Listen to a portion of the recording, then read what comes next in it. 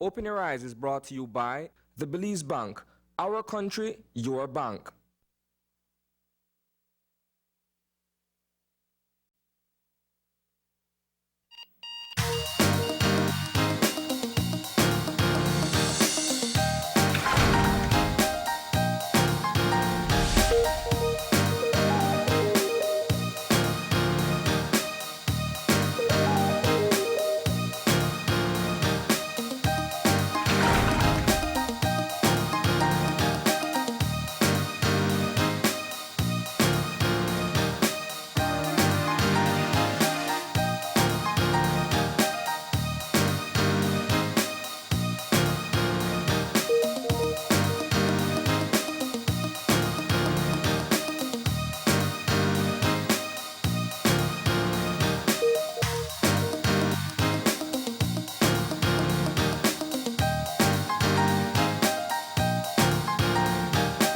Good morning.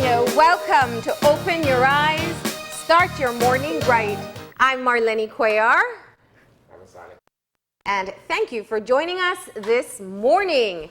It is a lovely Monday morning here in Belize City. We saw a little dip in the temperature starting yesterday. Such a great way to start off the day. And we're going to find out exactly how long the cooler temperatures are going to stick around with our forecaster, Ronald Gentle. Good morning. Hi, good morning. How are you today? I'm doing great, thank you. Okay, us too. We're quite enjoying the cool this morning. Yes, it is. This is, of course, the aftermath of the cold front that passed the country. That's right. The cold front crossed us on Saturday, and now we're in the cool air. Okay, and what does that mean for weather for today? We expect today to be variably cloudy and cool with little or no rainfall.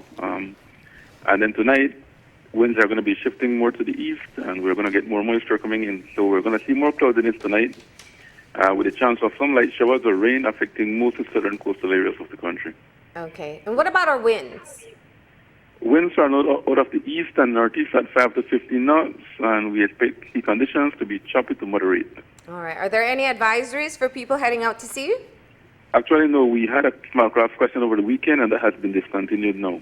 Okay, so let's talk about our high temperatures for today. We are expecting highs of about around 80 Fahrenheit along the coast, 82 over inland areas, and 74 in the hills. And our load for tonight is going to be warmer than last night. So we're looking at 77 along the coast, 68 inland, and 62 up in the mountains. All right, is that an indicator that we're going to see the end of the cooler temperatures? That's right. Winds are shifting more to the east and then eventually southeast. So there's a warming trend as the week progresses. Mm-hmm. And that starts on Tuesday in our extended forecast? Yeah, in our extended forecast, Tuesday will be a bit cloudy with light showers or rain as some moisture, remnant moisture from the front moves in.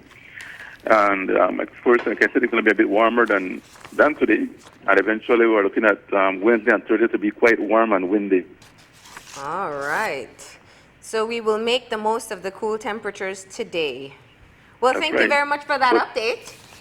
Sure. You have a great day today, Ronald. Same to you. Okay. No one's complaining about the weather, Marlene. Not Certainly. at all. I'm not. No, and you know what? It's not too cold. It's not where you feel like you're shivering when you step outside. And but of course, it is a Monday morning, and we got to get into business. And there's quite a bit that we want to update on today. So we'll be sharing some of the eye on the news for this morning. We can get into that for this morning. Sure. It's not transferring. There's nobody on the line.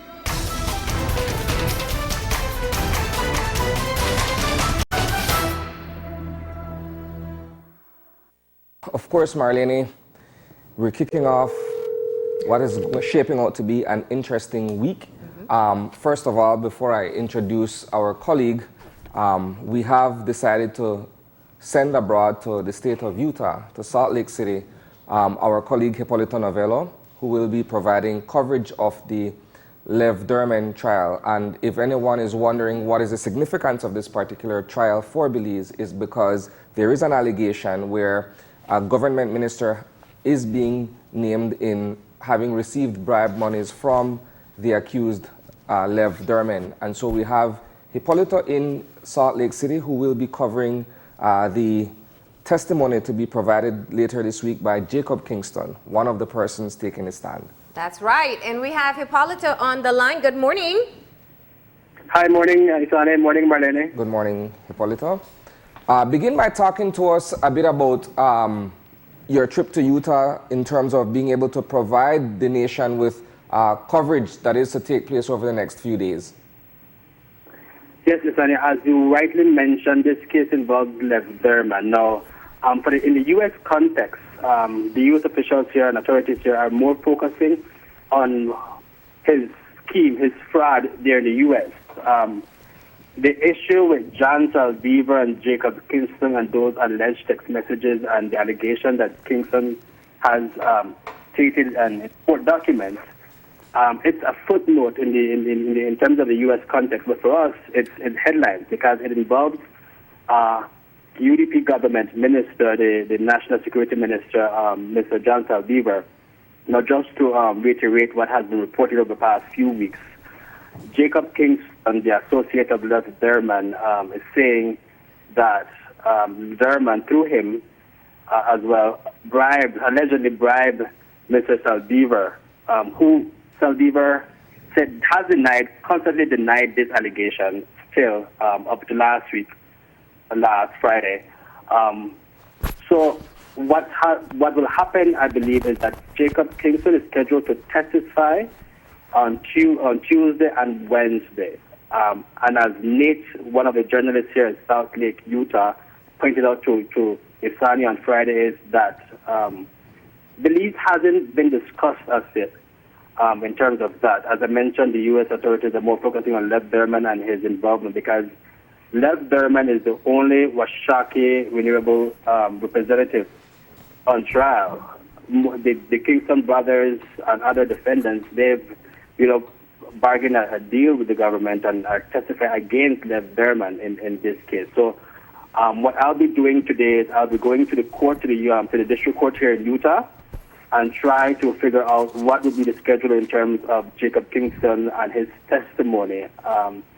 And one of the things I want to point out is that, yes, the allegation is that the text messages exist between Saldivar and Kingston. And I was going over a document last night posted on Fox 13 News, and it says that these individuals use, his co-conspirators here in the U.S. discuss investigations and their plot using burner phones. And, of course, WhatsApp, which is end-to-end encrypted. Encrypted, yeah. So that's going to be difficult because it's secured. The data is secured. You can't read it just like that. And not only that, is that these persons, I was reading some of the example of messages that these individuals here communicated, and these are code messages. So even though there's allegation that this individual received $25,000 monthly, and there's text messages allegedly between Kingston and Mr. Saldivar, I don't believe that there will be directly saying, the money has been deposited or something to directly implicate Mr. Saldivar. For example, one of the messages between Kingston and in this document, it says individual A. It says OTB is leaving in 5 minutes. It talks about has the bird landed. These are code messages that they speak with. One other message says, how is the bird? The individual's response to Kingston was working on it.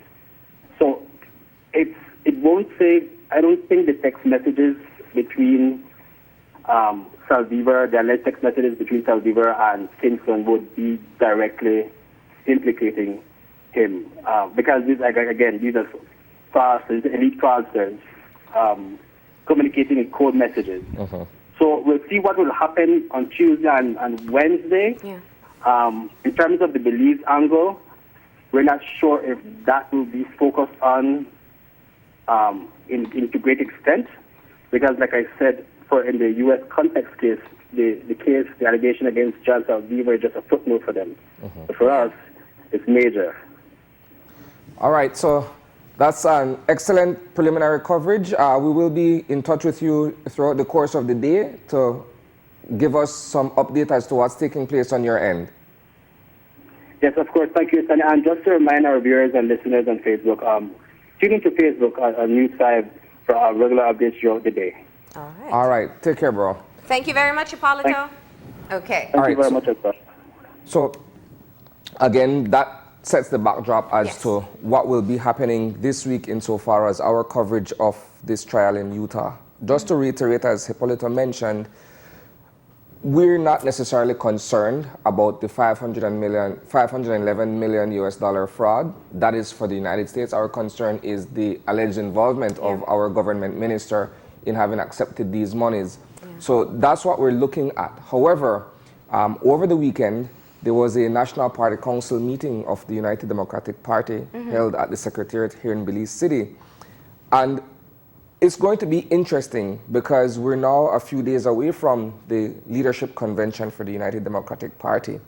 And it appears to, and perhaps I'm using the word appears in a minimal sort of way, that there has been a divide between the party at this point, insofar as the Faber campaign and the Saldivar campaign. We've covered stories in the news last week where there are other personalities who have gotten involved in the back and forth and what have you, and it's shaping out to be an ugly one. The question will be, however, that at the end of Sunday coming, whoever is named the new leader of the United Democratic Party, and the fact that there is a pending general elections, will there be sufficient time for the party to come together, reconcile whatever differences there are, and be able to launch a strong campaign going into the general elections? That's the question I believe is on everyone's mind. It is sure to be an interesting week. I think, looking ahead, we're really happy that Hippolito is there. I think it's very important that we get first-hand information as to what is taking place, putting it in context, as he clearly did this morning. The main case that's taking place against Lev Derman is about fraud. It's about collecting money from the government falsely, and what Belize represents in that case is just looking at how the money was laundered and the relationships that he was so proud of with government officials outside of the U.S. itself. So it isn't the most critical point that will come out of the case, but as he clearly said, this is the biggest issue for us because it has a lot of implications. So we saw in the end of the week, and I know you spoke to journalist Nate Carlisle from the Salt Lake City Tribune, where he's aware of the implications in Belize and also started to include at least a paragraph on the implications in Belize. And he spoke of a January 13th pre-trial hearing where they were discussing some of the evidence. And a part of that hearing included the fact that Jacob Kingston is to testify that he did in fact take over the transaction of cash to Belizean government official, Honorable John Saldivar. So I know that was a huge part of the story coming out on Friday. And of course, Honorable John Saldivar has denied these allegations. And he says that there is no proof that such a thing took place. So it is an interesting week. And if you also, well, I guess that's the first thing we can focus on. Yeah, well, it is of primary concern for us because we have been covering this thing for the past several weeks. The Prime Minister called a press conference a few weeks ago in the wake of the initial slew of reports that were put out there. And so we're all watching keenly as to what the developments will be. Again, Lev Derman is not charged for bribery, as Nate pointed out on Friday in the interview with me. It's just an allegation being made. And quite honestly, as he mentioned in an interview with me on Friday, it was almost an oversight on his part. The fact that they're more focused on what's happening insofar as the amount of money and the gravity of the scandal there, as opposed to this one particular transaction, well, series of transactions, if I may, with this individual. You know, and it's actually Belize and Turkey that are closely monitoring the case for the implications there. There are Turkish journalists there too, trying to find out exactly what's happening, what happened in Turkey and in relation to the laundering that took place. So there's a lot of information that's going to come up. I think one of the key things that we have been hearing and we need to be reminded of is the Prime Minister did make some promises as to what he would do if he finds out that in fact one of his cabinet members did receive money. The issue here is proof. Yeah. And that is, you know, I've seen some of the spin at play already, but I've also seen the public feedback so far. And it seems to me that quite a bit that people who have been paying attention to the case have already decided. Yeah. I think one of the this thought came to mind this morning. Perhaps one of the things that we can do insofar as our general coverage of this news situation is what we call the vox pop, right? Yeah. The man in the street. Yeah. Perhaps if we were able to get on the ground and have a discussion with persons, the regular lay person, to find out what they're thinking insofar as these developments and what bearing, if any, it will have on the convention and, of course, the subsequent general elections. Well, I think that would show a lot in terms of public sentiment, but let's not forget that the convention, those who will be voting will be delegates. Yeah. In other words, party supporters who've been selected by their area representative, and how much the information has influenced their vote or what influences their vote is another question to be answered. So we're looking forward at the end of the upcoming weekend to see what kind of implications this case will have. And let's not forget that there's a lot also happening locally, you know, in terms of the Ministry of National Security. We have the big scandal coming out of the BDF where it comes to misconduct or sexual misconduct is also included, and their lack of action there. There's also issues when it comes to the Ministry of Education. The BNTU is currently at odds with the ministry over changes in the regulations. This is the portfolio under Minister Patrick Faber. So, you know, both of them have quite a lot to deal with in terms of their individual ministries. So, like I said, it's a very interesting week that lies ahead. Of course, and by extension, it's a very interesting year, considering the fact that all of what is taking place is part of a gradual build-up that will culminate in the 2020 general elections. So everything going forward will have somewhat of a ripple effect or what is called a domino effect, you know, a knock-on effect if that were the case. So that's what we have for the Eye on the News. I know there are a lot of other items that we could have touched on, but we're trying to get a conversation that is equally as relevant to what is taking place here, and we'll leave that for the first and second segments of the show. That's right. So that's it for us with the Eye on the News.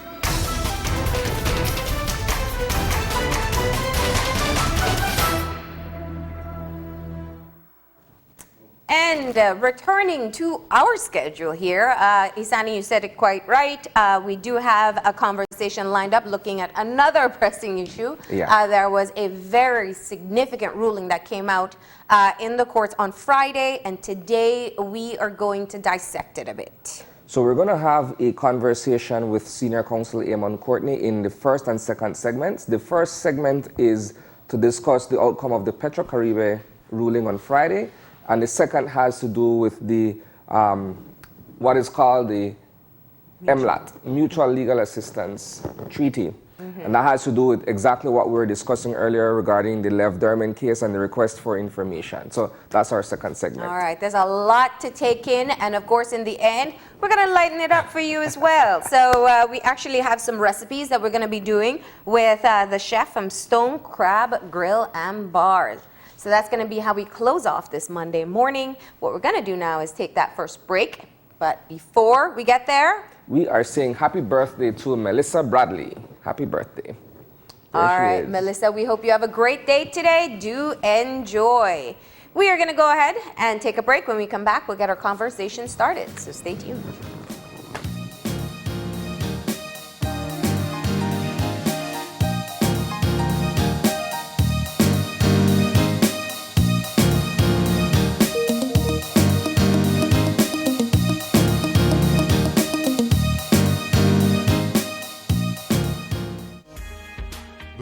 Bank introduces its mortgage loan promotion for first-time homeowners.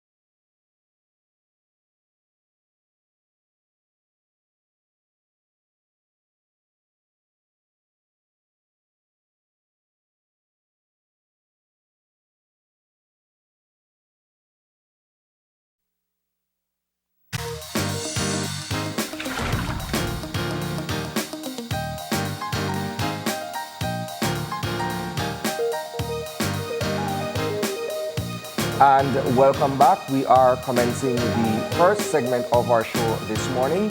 We have with us on set Senior Counsel Eamon Courtney.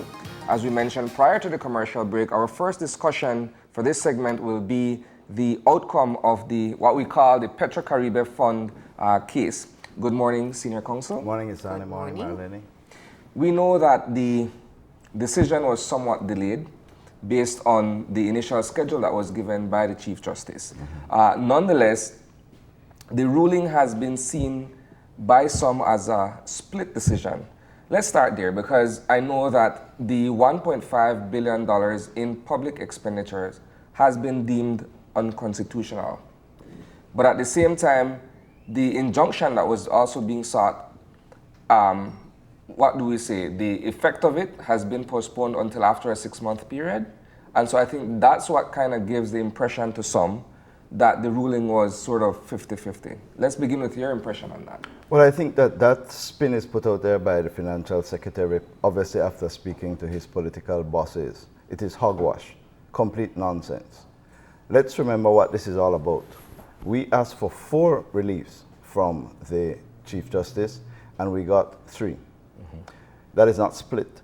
That is a victory. I want to make the point that the first thing that was sought was a declaration that the expenditure in 2012, 2013 was unconstitutional. That is the so-called $100 million slippage. Chief Justice says that that was unconstitutional. The second thing that we sought was a declaration that the Section 5 of the Petro-Carib Loans Act that provides for expenditure for urgent and unforeseen expenditures can be made out of the Consolidated Revenue Fund rather than the Contingencies Fund was unconstitutional, and he disagreed with us. The third thing was the $1.5 billion, so it's the $100 million plus the additional 21 bills that were brought to the House, supplementary bills that were brought to the House. He declared that to be unconstitutional. So that is 2 out of 3. The fourth one was the injunction. The Chief Justice granted the injunction.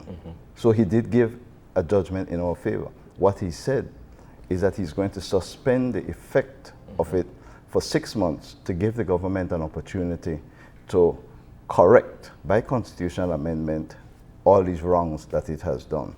Retroactively as well. Retroactively. So it is a victory for Belize. It is a victory for the party leader and the Honorable Julius Espat. It is a victory for transparency. It is a victory for accountability.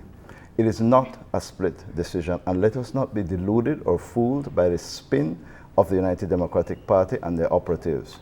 This is a serious indictment against the way in which they have been managing people's money, public funds, contrary to the Constitution, criminally contrary to the Finance and Audit Reform Act. And that's kind of where I wanted to start to put the conversation into context. You know, for people just tuning in, they know it's a major ruling, but it's understanding why this case was brought before the court. In fact, the Finance and Audit Reform Act was passed in 2011 under this administration, who was taken to court.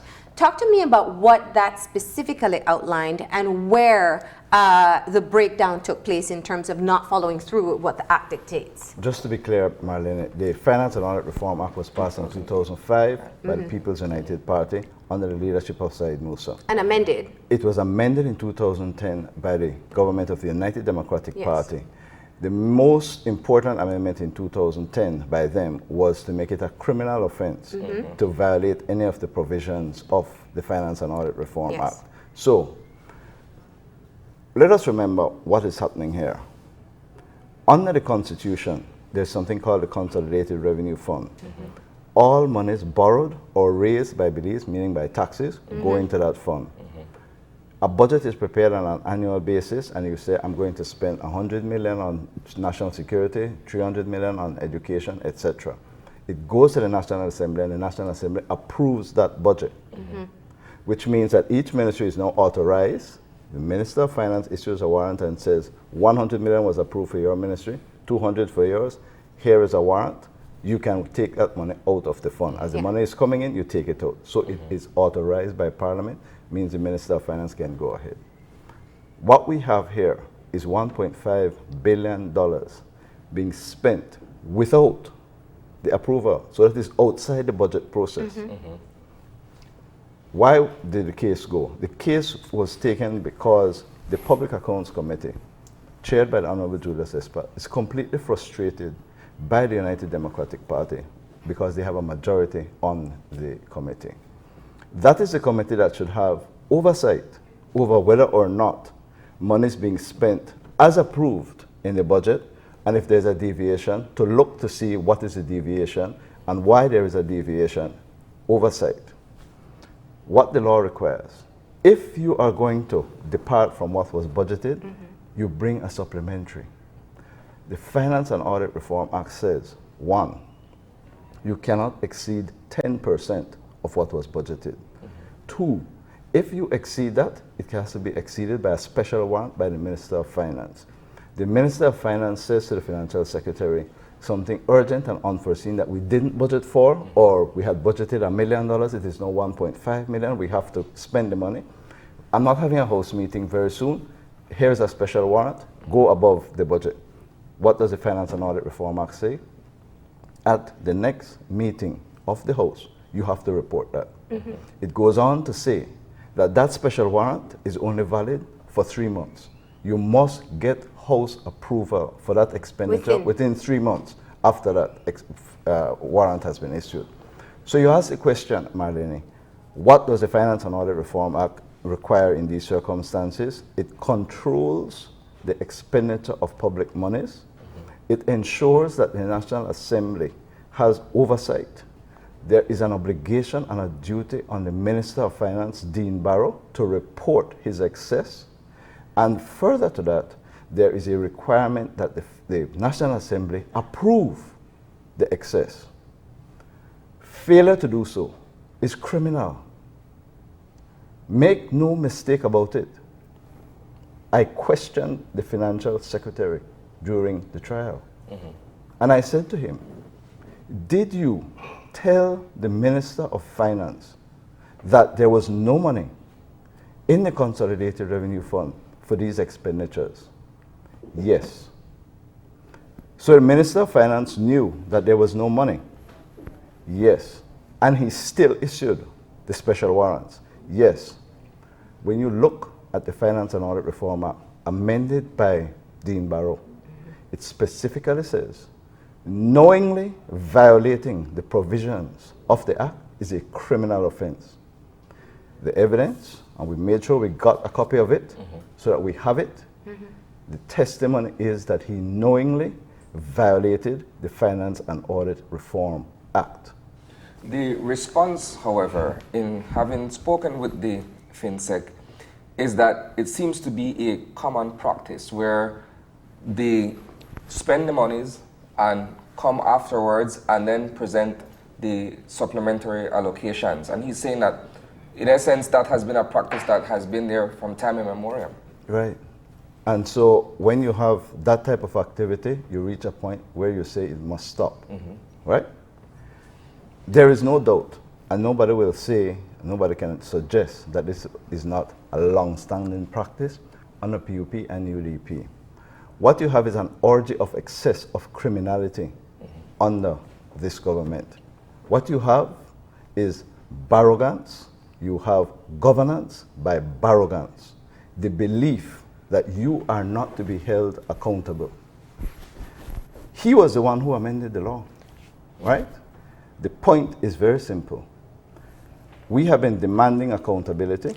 It has not, Marlene, you listen, I just want to answer the question. We have been demanding accountability. It has not been forthcoming. They have frustrated the Public Accounts Committee. It has not been allowed to operate the way it should. The Auditor General's reports have been held by the Minister of Finance and not brought to the National Assembly on a timely basis.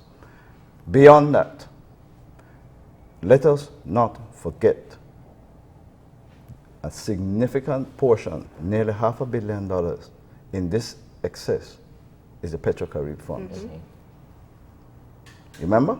Yeah. Roll it. You remember? Pibil and Tacos. You remember? Yeah. What is required here? And this is the point.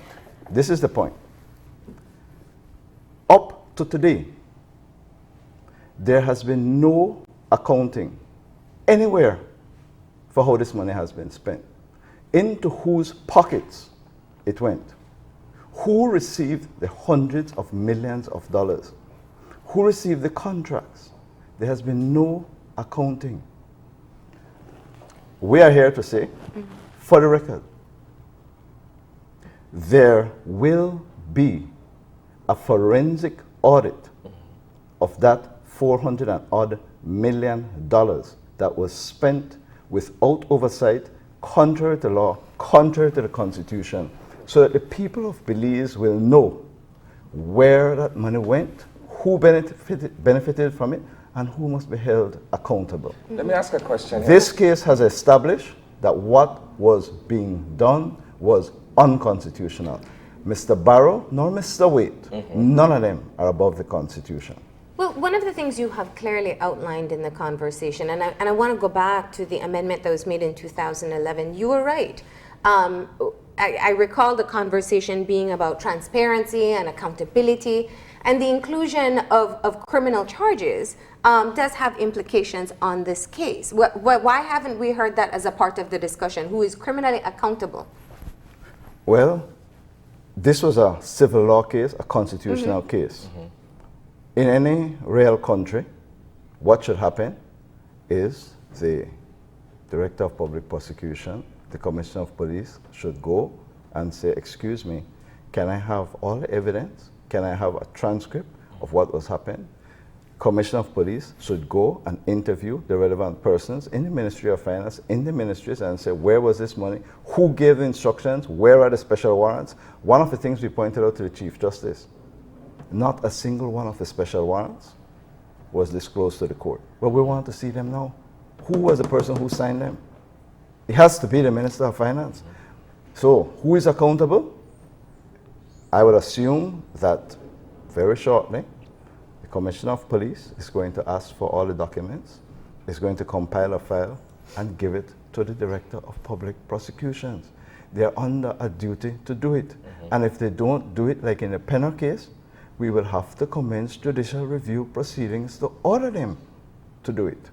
No, the question is, however, we're looking at a very short space of time. We have 6 months for the government to, in effect, go back and correct this thing. That's one. And two, the fact that it's an election year and the amendment to the Constitution would require the government working with the opposition in terms of drafting and going through that entire process.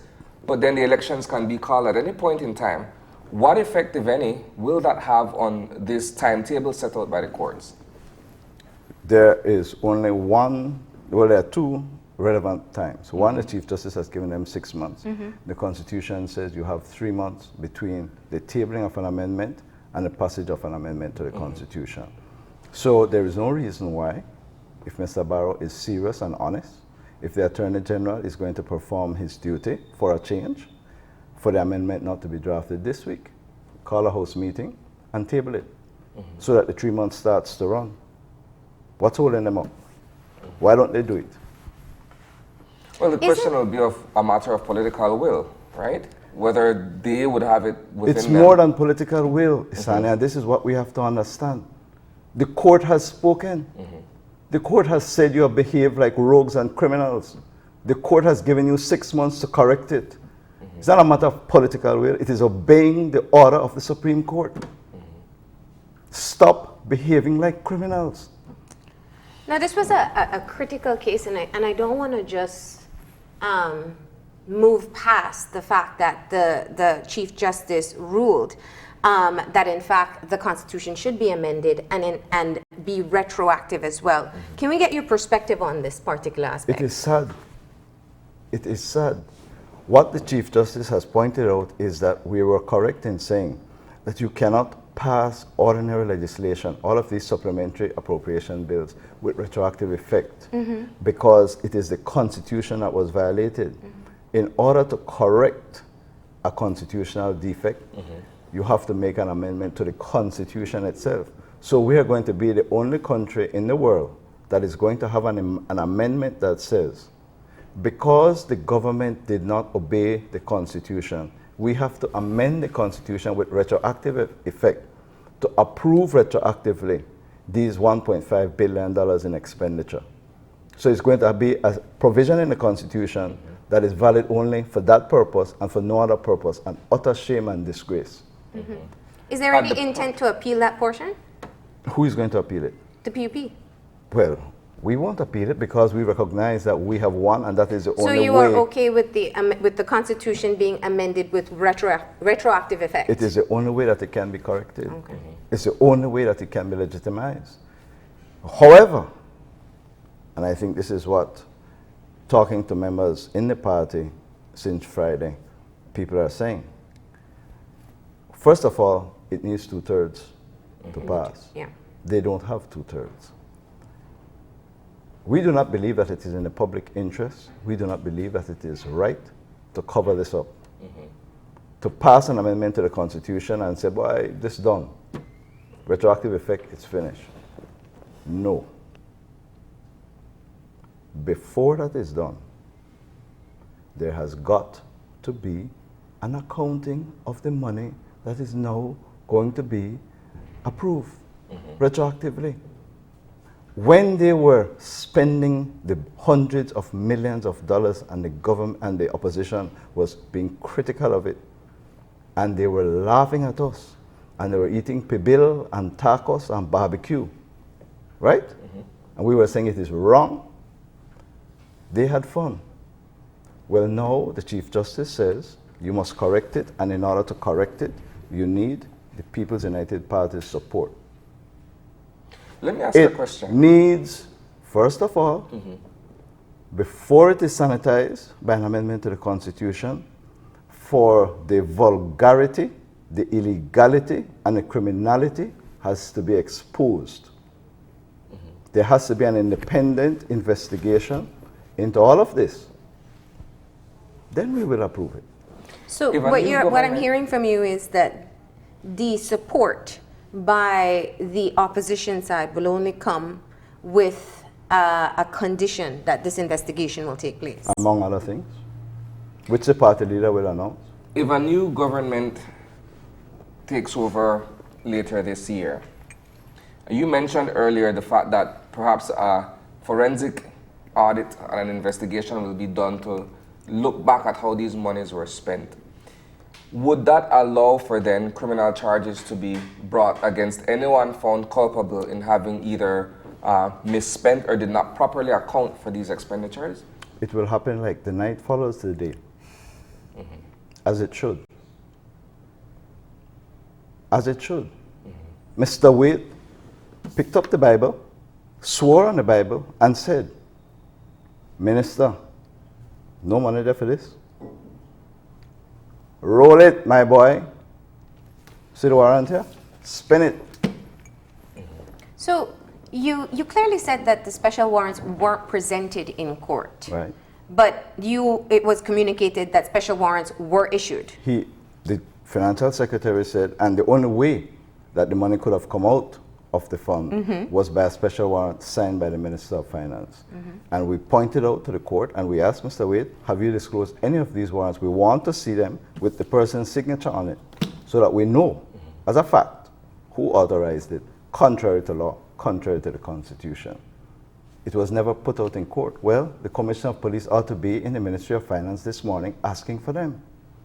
We want to see them. The public wants to know who did this. There's a sense of cynicism, nonetheless, insofar as the police department Acting. and the commissioner of police acting on these matters. We've seen where, in respect of the Penner situation, the previous commissioner of police essentially sat on his hands, even though the mandate was there and it was very clear for him to act on what had developed. Do you believe then that, in all honesty, our new sitting commissioner of police... Let me interrupt you. Let me interrupt you, all right? Don't believe that we don't have the documents. So they can try that game again and say, oh, we're asking for this document, oh, we're looking for this and we can't find it. Well, let's hear that excuse, then the documents will be provided. So do not, for a second, believe that this matter has come to an end. I want to focus on something. 2012, 2013, slippage, 100 million. Yeah. Up to this day, it still has not been brought to the National Assembly. There was a general election in 2012. Listen carefully. There was an election in 2012. And I am saying here, that is why they have not brought those figures. It is going to reveal how the UDP financed their campaign. There is no mistake about it, Isani. When the financial secretary stand up in court and tell the Chief Justice that there was one person in the Ministry of Finance who is on top of all of those figures and he got sick, and that's why we weren't able to present the accounts. 2012, 2013. 2014, 2015, 2016, the man's still sick. 2018, 2019, 2020, it's still sick. But where is the figures? Where is the money? Allow me to jump in quickly. Who spend the money? Who get it? 2012, 2013, during the election. The FinSec is saying that throughout this entire process, there has never been a charge of misappropriation. That's the first thing he said. Not yet. Secondly, he's saying, well, the money is all, everything will be checked out insofar as whenever it does actually come to the National Assembly, he says, well, look, everything will check out because the money has been spent in the most, transparent manner. And when those documents or those papers come before the House, it will all check out. Do you believe that looking back at what was done between 2012 and 2013, in that particular context, that is sufficient enough a response? Oh, you are serious? Yes. I'm putting the question to you. Listen, no take me make kono mono. All right? The financial secretary knows very well that there's a problem with that year. Don't blame any public officer for being sick as the excuse why those figures have not been brought. I am predicting to you that there is a good reason, perhaps a bad reason, why they have not brought those figures. And I am suggesting to you that they know very well that what it is going to reveal cannot stand public scrutiny. All you had to do was tell a man who prepared the figures for 2014, 15, 16, 17, stop. Go to 2012, 2013, spend the next month and prepare that and bring it. So there was ample time for that to have been Ample addressed. time, more than ample time. Let me just go back to what you said before, because you say it with such certainty. The allegation that you make that some of these funds went into the campaign for the election at around that time. I don't think anyone in the public is naive enough to deny what you may be saying. But in court, it's one thing. Where is the proof? Do you have proof? Well, I'm not going to reveal proof on Channel 5 on Open Your Eyes this morning, but I speak with confidence. You speak with confidence that? I speak with confidence that there has been misappropriation of public funds. For campaign purposes? I speak with confidence. You see, you're going to hear all kind of spin this morning, probably start already, right? For example, $25,000 US being paid into people's account. Oh, we're not going to find no law against campaign finance. So, nothing wrong with that. It's a criminal offense. And we'll talk about that after this. And I'm saying to you the same way. Contracts written down. I gave Isani a contract. It so happens that Isani is upon my campaign committee. And so, well, no man, there was nothing illegal. The man had a contract. The man not performed the service, but the money get paid. Where did it go? So you're not going to say a check made out. Here it is for this particular constituency that says for political work. It's not going to say that, Marlene. It is going to say contracts given to people not approved by the contractor general, contrary to law, services not provided. When you look at the person who gets it, the person is a political crony, and the money goes into the campaign.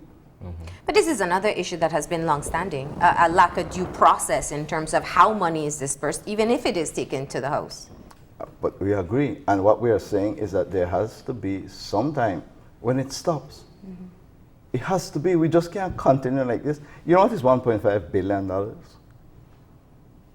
With no accountability, without any accountability, no transparency. If you look at the supplementary appropriation bills, there are 3-4 pages at length, mostly. No details, no accompanying details explaining how these heads of expenditure were spent, on what, to who, what it is, recurrent or capital. It's just a ministry and an amount, a ministry and an amount, and they go to the National Assembly and say, pass these. And we say, well, what you spent it on? It doesn't matter, we have the majority, we pass it.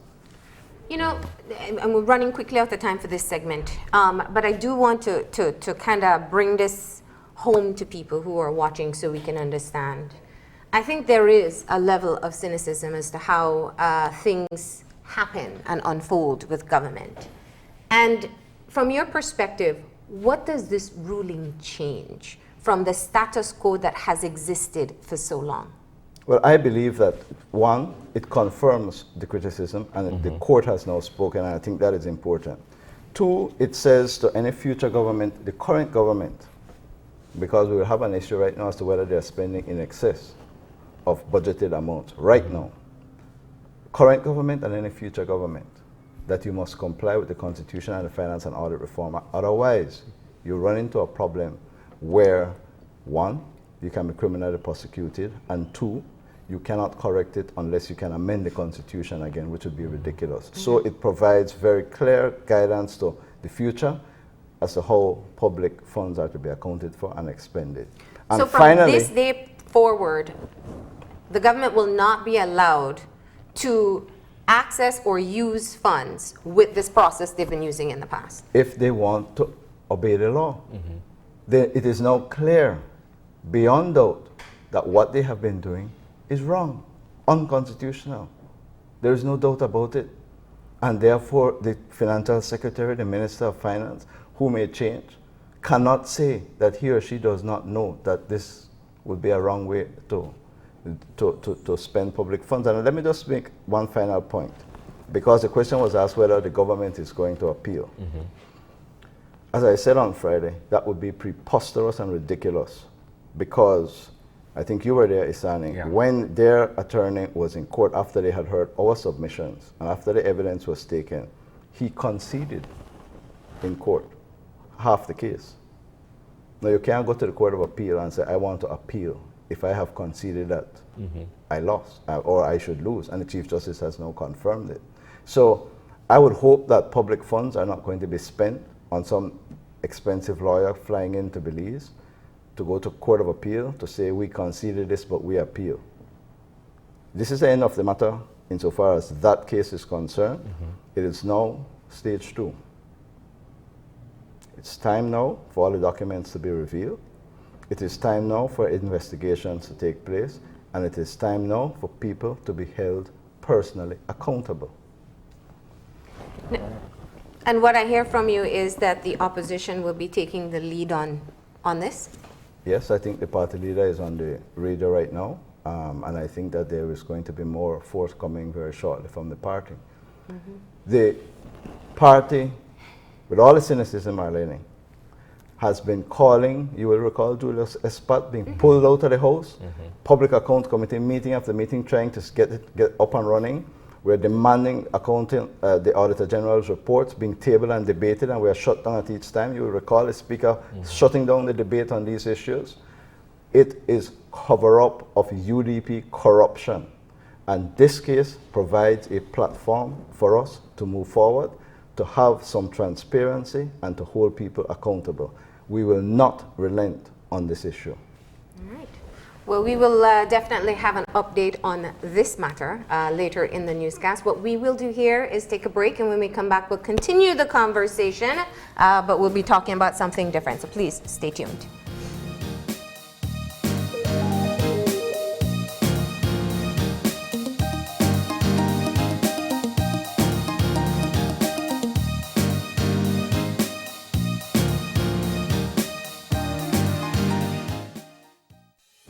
With over 100 years of service.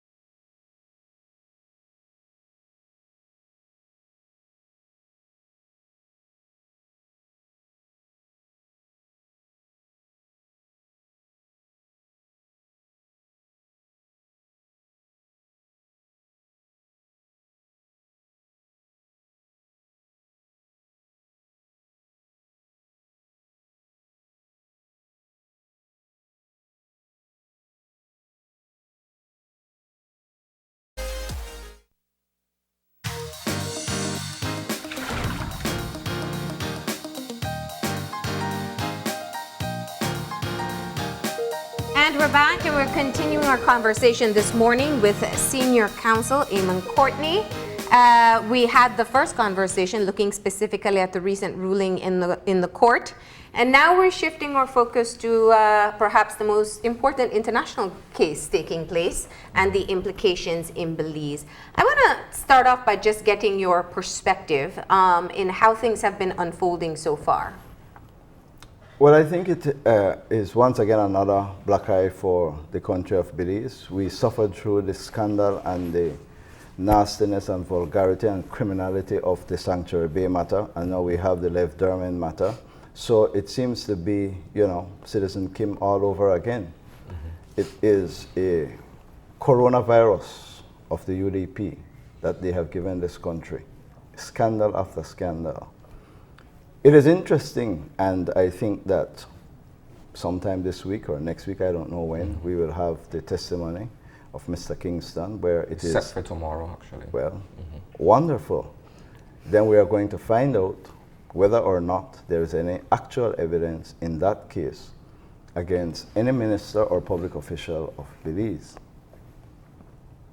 But what is outrageous, scandalous, and in dereliction of duty, it is the attitude of the Honorable Michael Perrafeet. You heard what he said? He didn't invoke no mutual legal assistance treaty because there's no investigation in Belize. Let's backtrack before we go to what his response is, which is critical in discussing this matter. What the People's United Party has called for is aggressive action in getting the information. There were suggestions in terms of asking the U.S. Embassy locally. There were suggestions in invoking the Mutual Legal Assistance in Criminal Matters Act. In other words, having the Belize government actively seek out the information from the courts so that we can have some clarity here. Can you tell us exactly what this act allows for and why it would have been, or whether it would have been helpful in getting the information? And it still is helpful in getting the information. The Mutual Legal Assistance Treaty was a treaty that is signed between Belize and the United States for assistance in criminal matters. And it provides a channel for requests to be made from Belize to the US or from the US to Belize for information, for witnesses, for testimony, for persons, etc., to be exchanged. It's relevant here because it provides that once there is an investigation in Belize, they can make requests to the United States. At the stage of an investigation, usually it would be there's a court case. A court case is on, some relevant evidence is needed from a different country, and then the court would make a request to the other court and say, can you assist me by getting this evidence, transferring it to Belize with all the stamps and seals, etc. But this is a more effective tool. In addition to that, it says even before that, if you're investigating something and I may have evidence or information or documents, I can send it. It is critical to understand that that treaty is in law. The right and the duty of the Attorney General, who is named as the person to make the request, is there in law.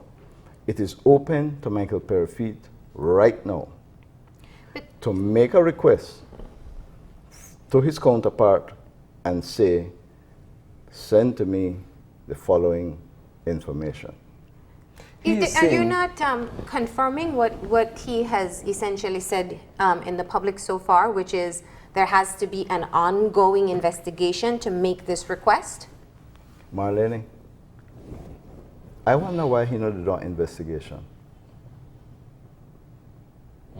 Here is somebody in sworn evidence saying, we were bribing cabinet members in Belize.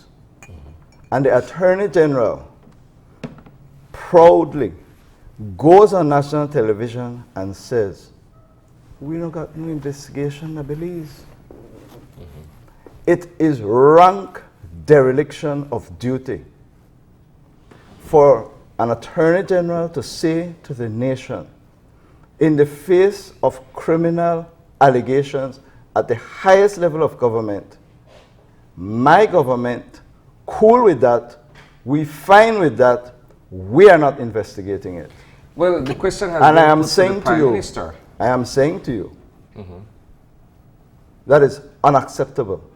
I am saying to you, do not focus on the Lev Derman trial only. Listen, Prime Minister says, he sit down in a cabinet and go around the room. You may get any? No. You may get any? No. You may get any? Well, He was satisfied with that response, seemingly. yeah.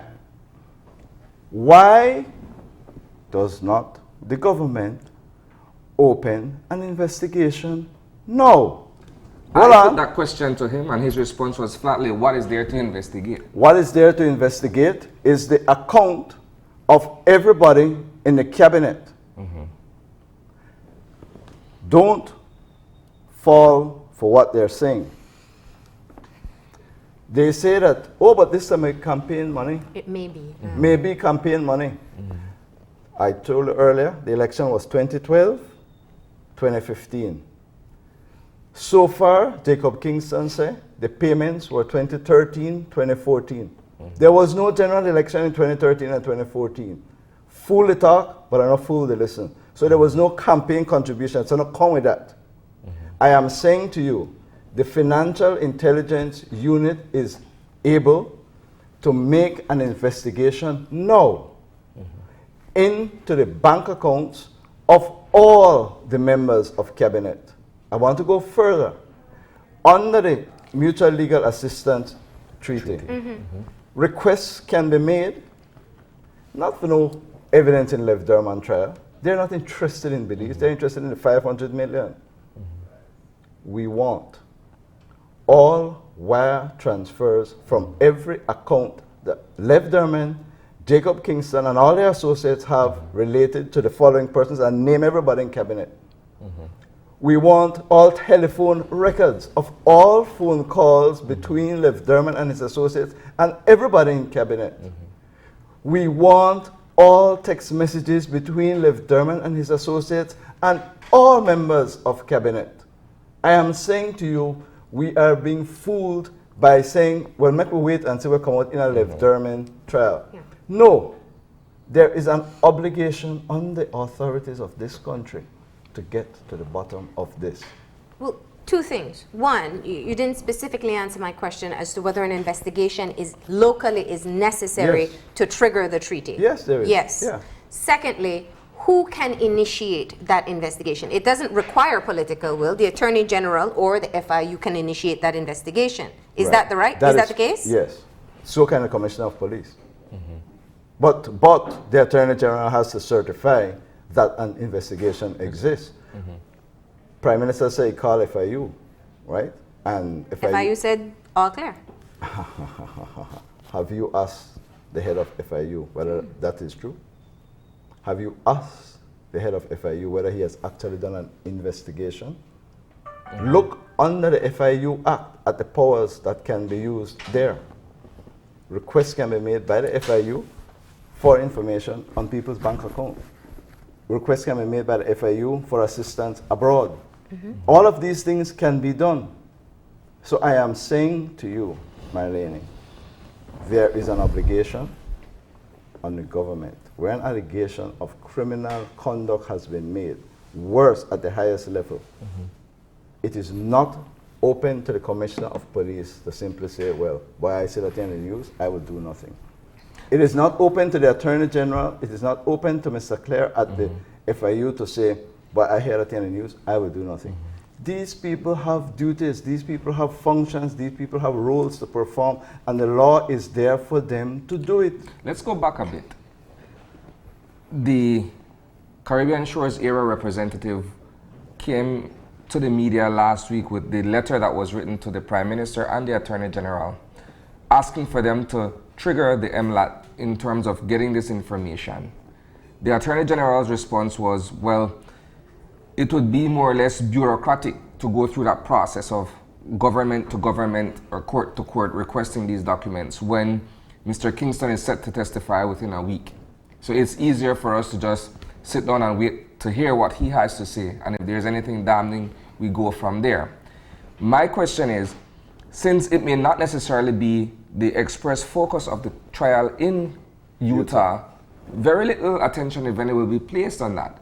However, notwithstanding the period of time during which Kingston is set to testify, can we still proceed to make that request and then go back and deal with the matter as it were? But that's the point I'm making. I'm in total agreement with you. And don't focus only on what is happening in Utah. Don't focus only on Jan Saldivar. This thing originally started by saying more than one minister. Yes. Right? All of a sudden, everybody just to And focus government on official, yeah. government official. Everybody's not just focusing on what is happening in Utah. They are trying to distract us from the corruption that is endemic in the cabinet. And I am saying the answer is yes. An investigation can and should have started by now. The treaty says, read it. It's not a very long document. It says that the requests are to be dealt with expeditiously.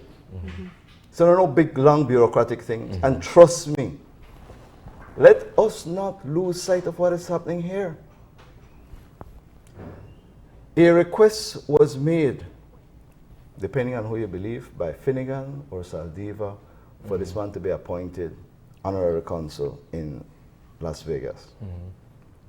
That was subsequently turned down by the US Hold on, government. man. The United States government received the request from Belize, looked into Mr. Kingston, and found that he was not fit and proper. Mr. Derman. Sorry, Mr. Derman, that he was not fit and proper. Yes? Which means that there is an adverse finding against him. According to City, notwithstanding that, Saldivar came to him and said, boy, what we could do for this man? Why would Saldivar do that? Natural love and affection? What is it? What is it What's between the he and motive? Mr. Derman? Yeah. Think about it. The US government said, I will not appoint this person. Something wrong in him. The Minister of National Security of Belize goes to his cabinet colleague and says, boy, but make we see what we could do. I am saying to you, there is a reason why Mr. Saldivar would have made that request, notwithstanding the fact that the US government had said no. Now, we've heard quite a bit about the implications of this case from the Attorney General and the Prime Minister at his press conference. And there have been quite a few suggestions already as to if this transfer took place, what would be the implications. There was the suggestion that, well, I don't know if maybe it was for campaign financing. And there was that no was general one. election. Secondly, the Attorney General has introduced the issue that Kingston, Jacob Kingston, is taking a plea deal and may just be singing for a better sentence. We could dismiss that one but time let me because just get through all of them first so we can attack them all. The third is, which you clearly said before, that there's no investigation taking place here. We'd go through all of that, I guess, work, essentially, and the trial is going to play out and we'll find out anyway. I may have missed a couple other outs that may have been suggested so far. So what it says to the public really is that, and that there has to be proof. In fact, the main point made by Honorable Jan Saldivar is there is no evidence that I received money. well, there is no evidence if you don't go looking for it. They are saying, I'm not going to do an investigation, and at the same time you say, but there is no proof. I am saying to you, the tools are there for there to be an investigation. Mr. Kingston, they say, is singing for his supper. So what happens when the documentary evidence comes forward? What happens when a text message comes forward? Well, we did get some reports of the text messages this morning where I don't think anyone should be surprised. They talk in code. Yes. They don't explicitly say, I have deposited So- or I have on me the $25,000 for you. The eagle has landed. Yes? Let's do a hypothetical. 5th of October, 2013. You think the commissioner of police, you think the director of the FIU, you think the attorney general can put one and one together and say, hold on. It's an inference. Hold on. The Eagle has landed on the 5th of October 2013. I am now going to have an investigation into the bank account of that person for 1 week before the 5th of October and 1 week after the 5th of October to see whether there is any transfer for an amount approximating 25,000 US from Lev Derman or any of his associates in the 2 weeks. So when the Eagle land, we have the basis to go and invoke the treaty and say, send me all the bank transactions for that period. It is colloquial I am language. saying to you, Isani and Marlene, these guys are sitting around a table and then look by each other and you say, if you say anything about me, I want to talk about you. If you investigate who, no make a start. All of them, nobody wants to talk, nobody wants to do any investigation. Too much will come out Hold of on. the closet, is what you're saying.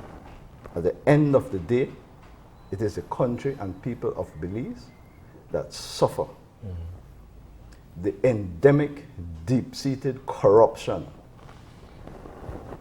The black eye that Belize suffers as they sit there and play the fool with us and tell us that, well, we are waiting and say this and we want proof on this.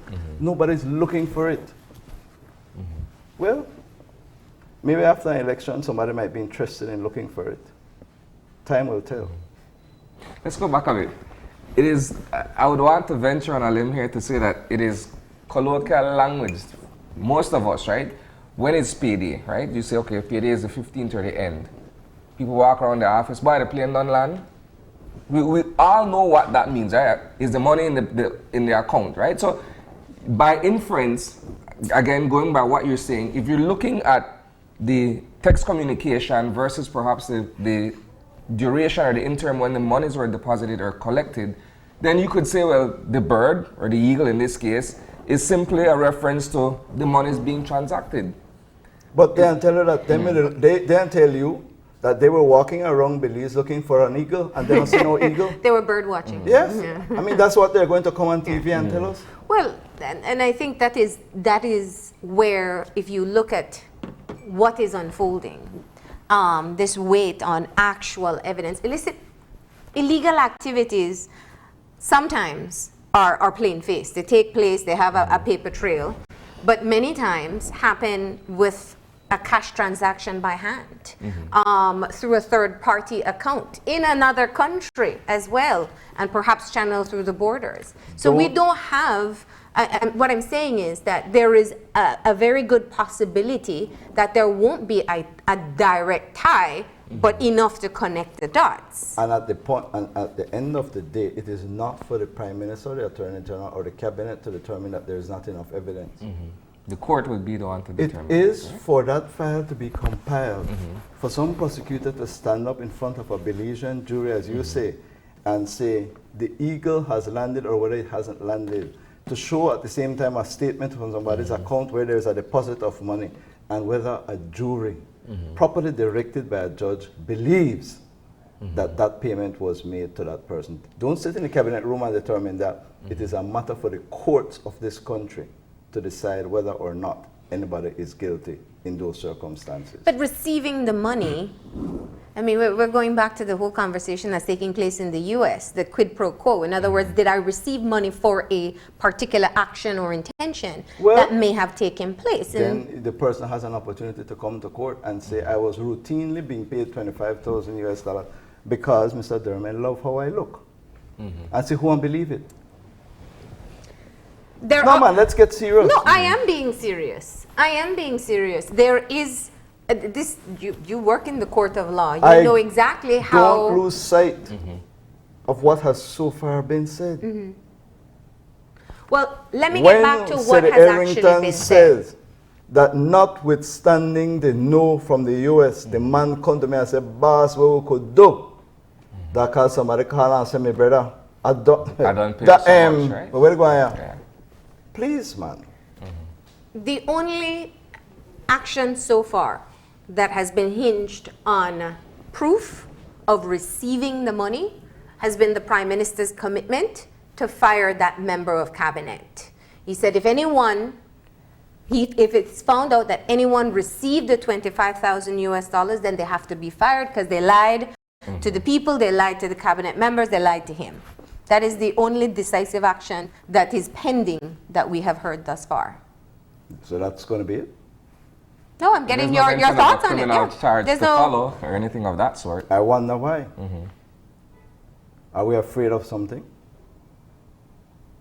Somebody in Channel 5 thief money. Are you firing and just left it there? No, call the police. Yeah. The government of Belize, the cabinet, allegation is that $25,000 is routinely paid to a member of the cabinet, or at least one. And the Prime Minister said, boy, if I find out, I just not fire the man. And that's that.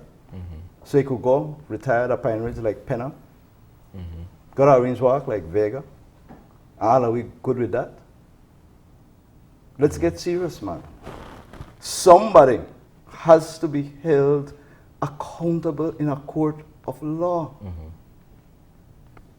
The points you all are making are valid. Bible this may happen on the PUP. Bible this they go all the way back. Young people in this country are cynical. Even voters, registered voters, mature people are turned off. Mr. Barrow promised this country one machete. The machete rusty and has never been used. People's faith and confidence in politicians are undermined. When criminality is staring them in the face and they get on television and tell the people, I need proof. When even the blindest of the blind know exactly what happened when somebody said, boy, the eagle land.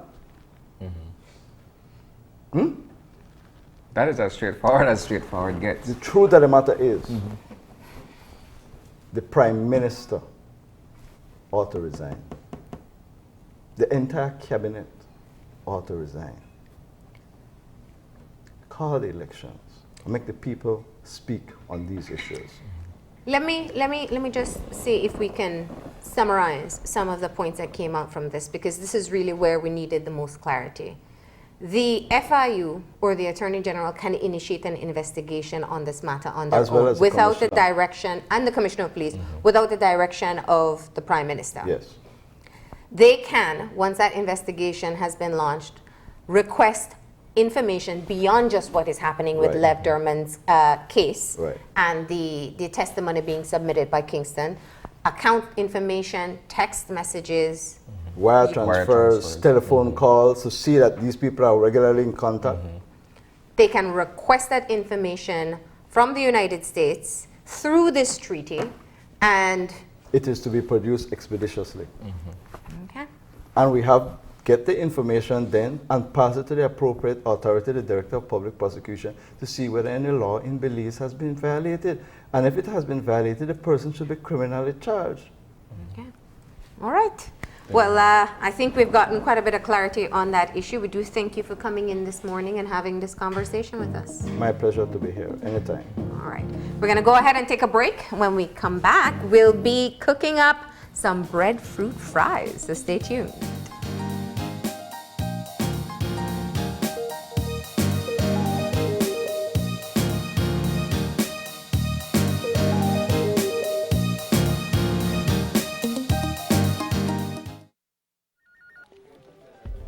As one of the largest cable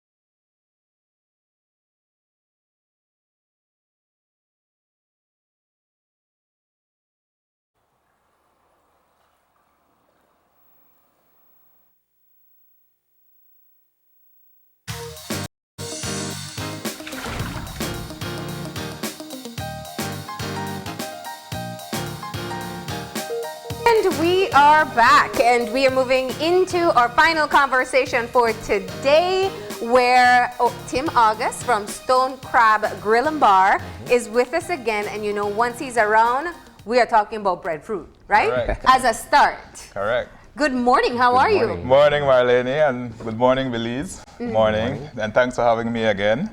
A little bit short notice, but I was excited. And of course, I am excited when breadfruit is in season. Yeah. So I've been doing a lot with But you know, we love to grab you when we know you're in the city, right? Yes. And you have a specific purpose for being here as well. I'd love for us to get that conversation Oh started. yes, I'm here today. I heard Dara the other day on the radio expressing his, that his little feeding program is in dire straits. And as a chef, I said, let me try and come and do something. Yeah. And the city has a lot of love for me. I've been here doing a food tour and selling a lot of food. And so I have to give back. And so I thought about it and I said, let me stay this week. And today I'll be doing a fundraiser for him.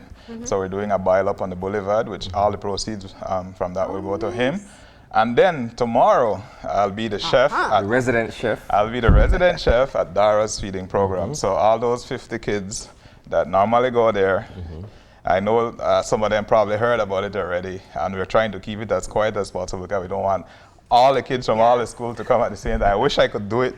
But we're doing Dara's, so about 50 kids will be eating from Tim August. So you're going to take over as chef for that day. Yes. And I love that. And the reason I'm doing it also is I want to encourage other chefs to come, and you don't have to, give rice and beans. We will give you, let's give the kids a happy meal. So that's an excellent initiative. I know, and because what I think people don't know too is that really the family itself takes on the brunt of the work. They're in the kitchen, they're prepping everything. So you're actually giving them just a little break for a day as well. Correct. Yeah. And Dara had his tribute yesterday, and I know he's tired today. So basically, it's a good time for me to take over from him. So today the kids will probably take a little break, but today we'll still do something for Dara, for the program itself. And then tomorrow he can have another day off. And then, so probably Wednesday he resumes his thing. Celebrity chef for the day. I like that. All right. Tim, you did it first, but we're going to issue the call for all the other chefs to go on out and do the same thing. And I'm doing a food tour, and another thing that I've been doing is trying to link with young entrepreneurs. I mean, it's hard being an entrepreneur in Belize. So what I've been doing is doing like a little restaurant takeover where I come in and take over small little restaurants. And then I try to boost it, get some traffic to them, help them with their logistics, their costing, and try to build a little menu and leave something special for them, So that has been working out. I've been to Belmopan, Belize City, Ladyville so far. I'll see if I can. And the restaurants have been open so far and letting you into their kitchen? Oh yes, people have been inboxing me. I wanted to know how long I will do this. So I like to start the year on a very positive note. And especially this month is a month of love. So giving back, this is the perfect time. Well, if they had that shirt, I do have one actually. I said, you have me at Fried Jacks. Well, for a lot of us, you have us at breadfruit, right? Especially fried, thinly sliced. All right. So let's kick off then. And like I said, the people that know me and know Stone Crab know that I've been not only using breadfruit, but I've been using the traditional cassava to make fries, cocoa fries. I don't know if you've tried that one before. I use plantain, and I use green banana and sweet potato. And I try to make my sauces from coconut, pineapple, and oranges for different things, if it's seafood or steaks or whatever. So basically, using what's grown in Belize, fruits and roots of Belize. That's the thing. And it's an alternative to potatoes. So whatever you do with the potatoes, you do with your breadfruit or other brown food. And probably they'll see some pictures on the screen of what I do with breadfruit. And I love when breadfruit is in. I just put up a little meme of how excited I get when breadfruit is in season. And so no, Tim, we don't need any more memes. So today I'm going to be doing some breadfruit fries just to go along with our stuff that we have hidden under there. Right? And so this is how I always safe to cut on the bottom and to start at the top. So it stabilizes it. Stabilize. Always safety is priority in the kitchen. You get cut, your day is over, right? And breadfruit can be nice, but you want to do it the proper way, and then you want to do it the safe way also. Now, frying breadfruit is not something new. It's really just how you cut it that Correct. makes it into fries Correct. versus what people are used to in terms of fried breadfruit. Some people don't like it because maybe just of the presentation. Yeah. But I've been doing it so much and so unique that I even get kids to think it's potato fries. Yeah. Because you've learned the art and the science of Yeah, it. yeah. So, you know, and what I do is try to eliminate the part that people don't like is the heart. Okay. Yeah, and so especially when it's green, this doesn't have a too pleasant taste if it's not prepared right. Okay. So what I do is first thing is I eliminate that. Okay. From here we have pure breadfruit. So we can go and make some nice strips of breadfruit fries, right? And that would be your chef skills there. And like I said, if you're not safe, if you're not comfortable Yeah. using a knife like this, all right, let's show off what we have under here. All right. 'Cause I need this for. And the Sunny is awake. All right, so we got Wide awake this morning. our wings platter. In fact, this is one of your signature Yes. dishes. You sell wings and breadfruit fries. This is what people know. Wings is what people know me for, right? So we got this is my bestseller, which is the wings. They actually call the sauce an obia sauce. Oh, that's wow. How did I get that name? Well, it's because they Now say, you have to tell us the ingredients before we get scared, right? yeah, people say that once you eat it, you need to come back. So it's I like Temagas obia way. Yeah. All right, so I have my little fryer here that'll be putting in some breadfruit fries. I know Woohoo! Marlene is excited about that. Yeah. And then I'll continue to cut some more. So, Tim, And tell me, is there any other use for this, what is called the heart of the breadfruit? What I do so much with breadfruit. Yeah. And these, like I said, if I can make a mashed breadfruit. Okay. So then it will be steam or boil, and then it can be mashed. Yeah, but for the fries itself, then you don't want to, get into this. Just so that you have this entire fleshy piece, like you're eating a regular potato fries. Just that, and and breadfruit doesn't take long. It's like a minute or so, and breadfruit is so simple and easy. Right? And then, like I said, you can do it the tradition. Some people tell me this is how they want it. They want the thin slice. They want it thin, and then I can leave in the heart. Yeah. Okay. Because then we'll Fry put in through, a right? couple thin ones so you can see. So people make the request for the traditional fries. Yes. Some people want to see it, especially if you're serving it with fish or so. Oh yeah. Yeah. Then it looks, it looks more. When you're presenting your fish, you can use a couple pieces to layer fish on and all those, and then you can still serve a siding of the fries. And the breadfruit fries are more like potato fries, so they're softer with a crispy outside. Correct. Versus the thin slice, which is just crispy. These will have substance. The other one will just be something that you'll be crunching on. So these breadfruit fries are ready. So let me just put that. So we have the obia sauce, the wings with the obia sauce. Yeah. What else do we have here? Let me see. What I did This is some. the Tim flavor Yes, here. that is the one that, even though I make other sauces, they stay in the fridge for months. And then I just did some lemon pepper, which is our home season. And then this is another one that people love. This is our cheese sauce. Okay. Right? So wings and that cheese sauce will make you go together. You don't know if there's bone in it. God. And then I just bring some plain so that if somebody doesn't, right? And then people we do a combination of this and this in one plate. Okay. And that is what people go. Top seller. Yeah. So let's take out these fries. They cook so fast. Oh yeah. Especially if they're nice and thin like this. Yeah. And like I said, there are different type of breadfruit, and you need to know some. If you cook it too long, they get hard. So how do you know the difference? So this is different from the one you cut, or that's just No, these two are from the same species, but there are some of them that they're called the yellow heart. I know them by the traditional Belizean name, right? But so we have these one here too. And like I said, breadfruit I brought a lot of seasoning, but breadfruit doesn't need much. Just salt, just simple little salt. And if you're into health, then you don't need to put the salt direct like this. You can soak it in a little bit of salt water, right? So that, and then what we will do now is complement. Get those fries on Yeah, there, no? Yeah. right in front of me. Right. That's how it's done. Yeah. You thought I just stood there by coincidence, Sonny? Not at all. And then so that was breadfruit. And then now what we could do if we have a little time. So how do we make sure? Because see, you did it perfectly. It's going to brown as it dries. Usually when I fry it, I'm waiting for it to brown in the pot, but then it gets burnt, right? Yeah. Well, it's just, like I said, some people like it, like just like how you like steak. You know, breadfruit, like cassava, they can be eaten almost raw. Okay. So you can go from a minute to 2 minutes to 3 minutes, like rare, medium rare, well done. Okay. So it's just. This is the consistency people like. And then these one are more porous. If you see, these one are more porous. So oil will pass through them very fast. But they're the solid yellow heart that needs more time, which will then you'll need to do with the yellow heart. Now you do a thicker fries. Okay. So I would go something like this. So then I just get a nice long crust on the outside, but the inside is nice and firm, right?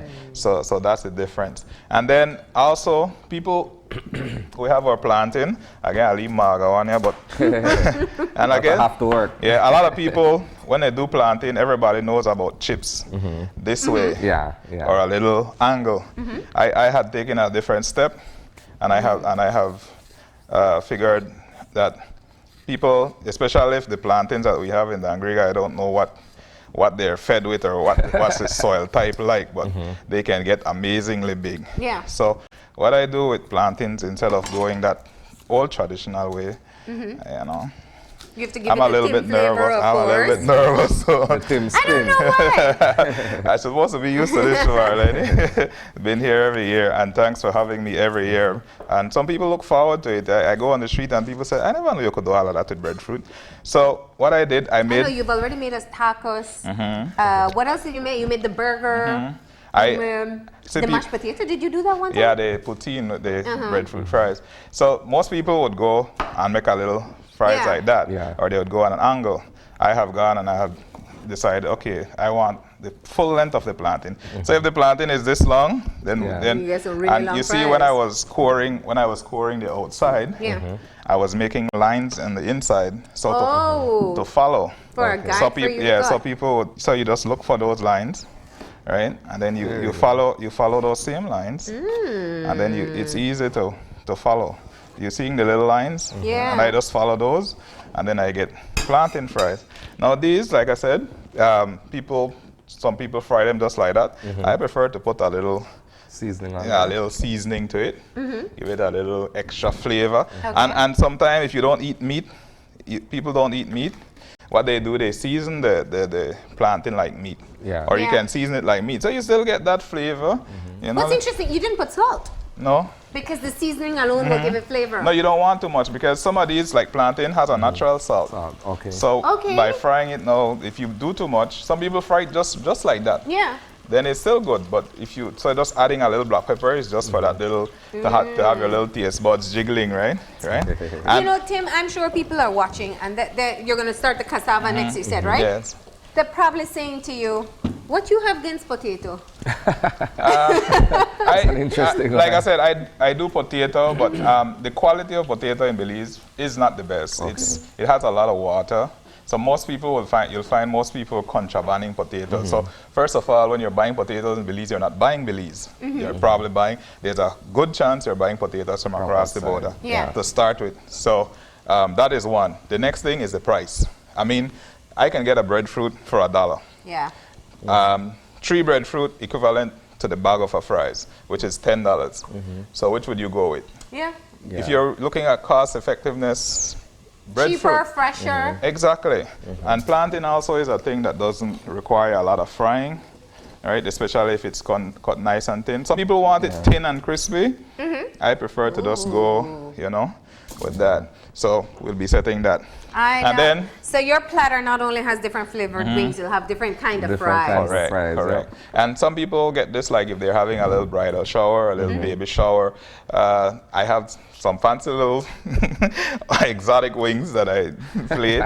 The other day somebody was criticizing it and saying it's too much, but to each their own. Oh, it depends on the event. Yeah. Okay. Yeah. So we won't ask you to show that picture if you do. Yeah, okay. All right. So I can understand the breadfruit and the plantains because those already, we already fried. This is the one I'm looking forward to. Cassava fries. Cassava is very good, but it's also some people are afraid of it because of poisonous, right? that, and then the way to to get it cut. Some people prefer just to cut breadfruit, and then this is solid. So if you don't have knife skills, you don't want to be messing with it. Some people will just put it and chop it up and put it in a boil up or so. Yeah. But I the same way, I go and I core. And this is one way, right? And I could just peel off by piece. But that would probably sometimes when I'm in a rush, I just take my cleaver and I go down. All right. So, and then take off the sides, right? So sometimes when I have time to prep, I go and because when you core and peel, you get more, like especially in the bananas or so. Yeah. This one is easy, and then what you want to do, cassava is wrong. So like I said, you want to have a flat surface at the bottom. Yeah. And then you want to also, this one, so you want another flat surface before you start making the fries. And then you go the same way. And this, So this one take more. yeah, this take more muscle. Yeah. Right? And then this is how thin you want it. Some people like it very thin, and some people want it meat like almost raw. Right? And then, but this is the one I don't always recommend people to try and do, because it's kind of, I am strong, so I can handle it, and I've been doing it for years. So I do it. And the same thing, I had a little cassava, sometimes we eat it raw. A lot of guys go to the farm, and if it's close to lunch and they're not close enough to the pot, then they will get fresh cassava and you can eat some, especially in the area like Dangriga, so where they have the sweet yellow cassava, they have this white one. Some of them people have said this one busts better than the next one, and then kind of thing. And there's cassava chips already. Let me not, but those are like thin slices. Yeah. Like I said, there's mandolins, but I don't use mandolins. I prefer to keep it traditional. And that is what makes me unique, because when you see it, you'll be like, oh, I don't use the cassava, but I used to eat that one lean way. Now we're doing it and saying, there's another way you can do it. We're changing up our fries. Yes. So we have on our platter already breadfruit fries, plantain fries. Is that what do those look like in there? Coming along. Perhaps a few more. And you look as curious this is the one that a lot of people probably will be amazed. This is cocoa. This is cocoa. Usually people don't say cocoa that you boil up or cocoa that, but I make. Yeah, like you're gonna boil it down. It's more starchy. So when I have time, what I'll do is I'll blanch it maybe in some boiling water to get rid of some of the starch. Okay. But today we're just showing off, so I'll just show them basically, and then I make. And if we're lucky, these blow up like fried jack. You see how fried jack blow? Yeah. Yes. So let's see if the magic will work today. Oh, that'd be interesting to see. All right. So see, we have some nice and crispy cassava chips. So I'll just set these here for a little while. All right. And these, I don't normally put anything on them. Yeah. They go as is. So you're saying sometimes those actually expand? Yeah. Let's see if we are lucky today to see if they it depends on the freshness? Yeah. All right. I don't. Sometimes I'm lucky and they just blow up and they look really nice. So let's see if today is our lucky day. All right, and so we're building our platter. Like I said, I usually have these drain a little bit more, but this is just for TV. We only have 20 minutes, so yeah. So let's see if we're getting lucky here with any pops. Let's see. I'll leave that. So yeah, again, I want. So what else do you make fries out of? Basically, anything like. I could make sweet potato fries, right, also. And basically, there's all the ground food that you can boil or fry or bake, or like I said, you can throw breadfruit. What I like to do when the breadfruit is getting ripe, I throw them on the grill or in the fire. And then when I'm done, I make mashed breadfruit with them. So you have that. When it starts getting ripe, you start getting the sweet flavor. So we throw it in the fire, and then we cut off it to get to the niceness, and then I would mash that in some coconut with some coconut oil and butter and garlic. And so instead of mashed potatoes, I have mashed breadfruit. Yeah. I've made. There's your famous breadfruit burger that was up just a minute ago. Oh yeah, that's people were wondering like breadfruit burger. So there we have it, and it's really good because what we do is we bake the breadfruit first. We put the breadfruit, so we start. Then when I don't, or I'd fry it first to get a little, to make sure that it's cooked inside, and then I finish it on the grill to get the grill flavor and you know, and then it takes out all the oil from the frying. Okay. All right, so let's see if we're lucky today. Nah, Marlene, we're bad lucky.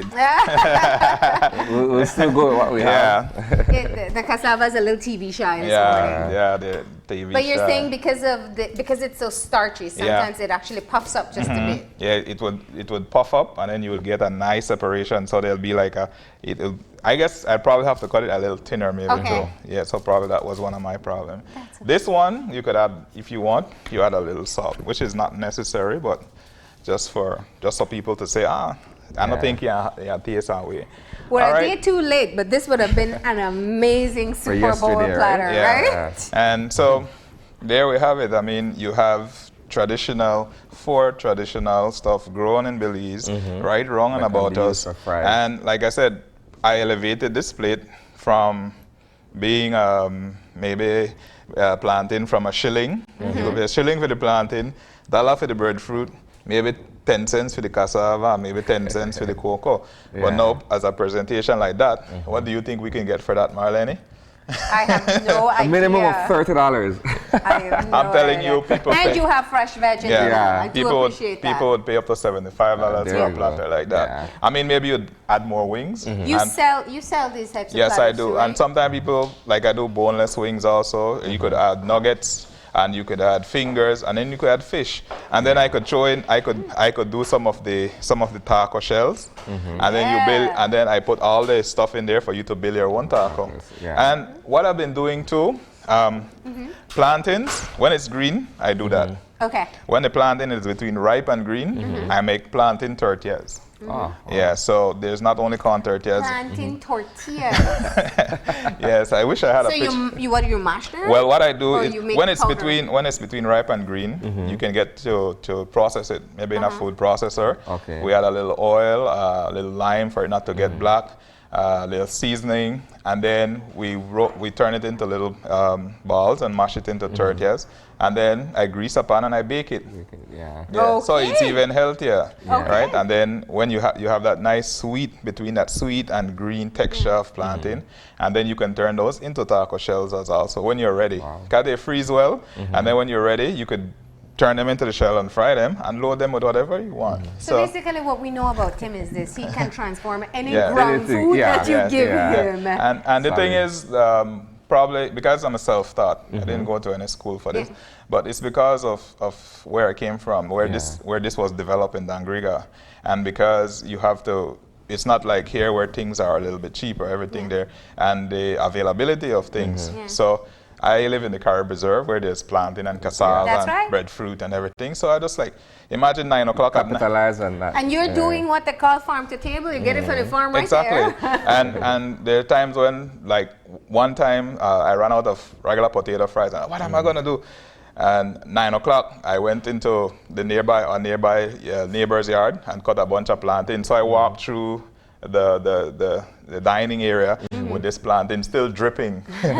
People like, and that's my plantain that I'm gonna get. Like, how fresh can it get? You know, so it even impressed people, and that is why I have good support. So let's recap. You're gonna be in Belize City. Because Stone Crab Grill is in Dangriga. Yes. But you're gonna be in Belize City today and tomorrow. Today you're doing a fundraising sale for Dara. Yes. Boil Up. Yes. Tomorrow he'll be at Dara. And tomorrow you're the celebrity chef at Dara. Yes. So I am excited because I know kids when they see mac and cheese and cheesy fries and the wings and stuff. So I imagine all those little happy faces tomorrow. And like it's I said, how I get when I see breadfruit in front of me.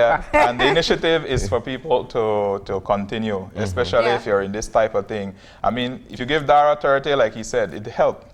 But you do what you have the passion for and the talent for, and it will go a longer way. So I told them, I said, tomorrow you're not using your stove. You don't want to use anything from you.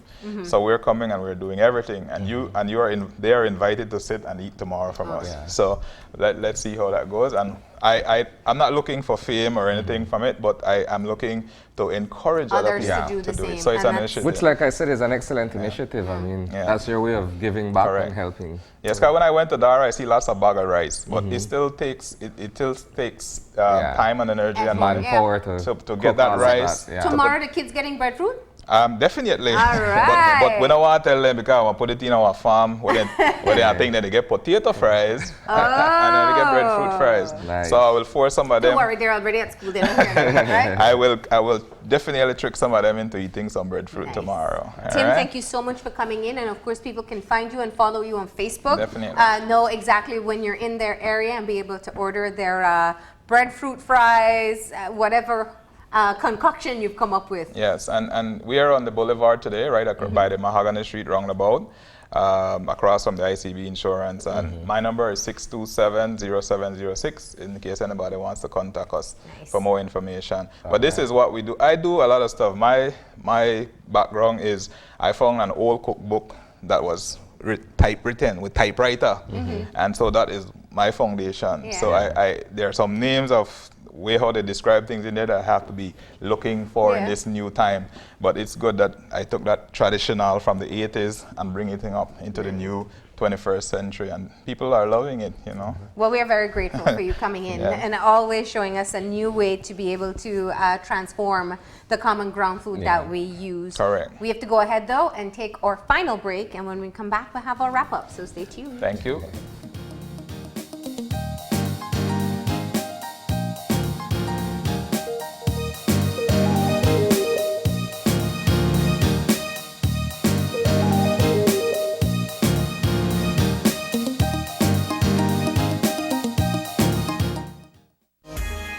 The Belize Bank introduces its mortgage loan promotion for first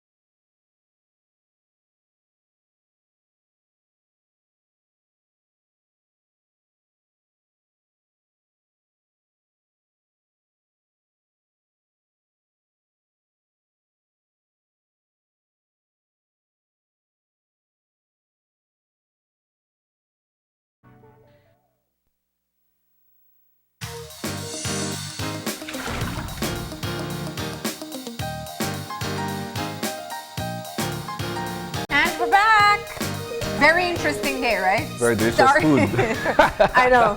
And we're going to do this part real quick because there's a lot of food to get into sampling. Remember, if you want to try it out, you can always contact Tim and find him on Facebook, Tim August or Stone Crab Grill. But we started off this morning with a conversation with Hippolyta Novello, who is in Salt Lake City, Utah. He is our reporter on the ground following the Lev Derman case. And of course, we're trying to extract from the testimonies there the different issues that we have been discussing in Belize. Those that are pertinent to what's happening here. That's right. That's right. So do look out for more reports from Hippolyta. That's going to be on Facebook as well as in our nightly newscast.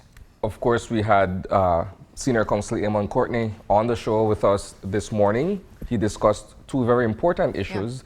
The first was the ruling on Friday in respect of the $1.5 billion that has been deemed unconstitutional, and the MLAT, which has to do with what you were mentioning earlier. Hippolito is out in Utah covering the Levderman situation. And of course, it's bearing on Belize. Quite a bit of clarity that we wanted to provide. Clearly, these are very complex issues, the ruling itself and the implications there, what can happen, what should happen as the next step, and there seems to be quite a bit that will be coming out after this point forward. We're yet to get an official response from government, although we did hear from Financial Secretary Joseph Wade on Friday. So I'd imagine today, tomorrow, we hear something from them as well. And then when it comes to the treaty that would allow for us to be able to get evidence from the United States on whether or not government officials were being bribed, I think there was a lot of clarity provided because we'd already heard some of the excuses, and I'll use that term, as to why we can't. And I think that there's a lot of clarity in understanding how it can be done and just the extent of information that can be collected as well. And of course, our final conversation is what has us trying to get off the set quickly. I know. Because we had Chef Tim August, who came on set with us and prepared everything from ground food. A departure from potato, as we call it, right? That's right. And, you know, I'm a big fan of breadfruit. Everybody knows that. So there's very limited left in front of us already. But the point is, I think he's a very passionate chef, and he loves trying something different using Belizean ingredients, and that's what he does. But even more so, he's hosting a fundraiser for Dara today at lunch, and so you can find him selling boil up today.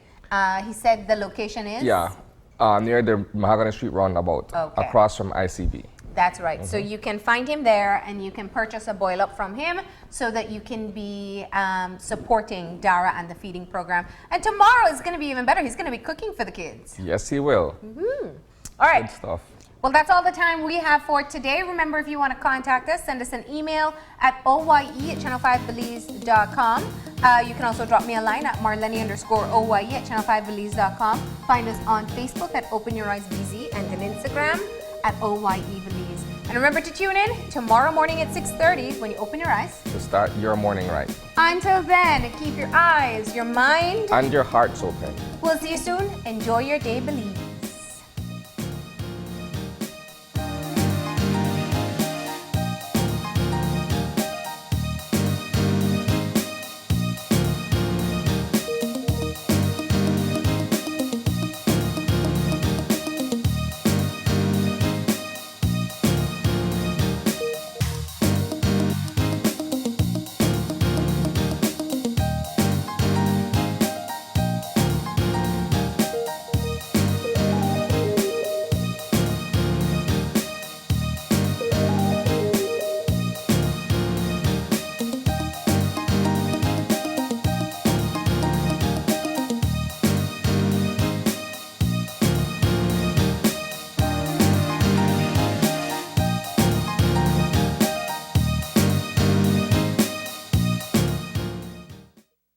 Open Your Eyes was brought to you by the Belize Bank.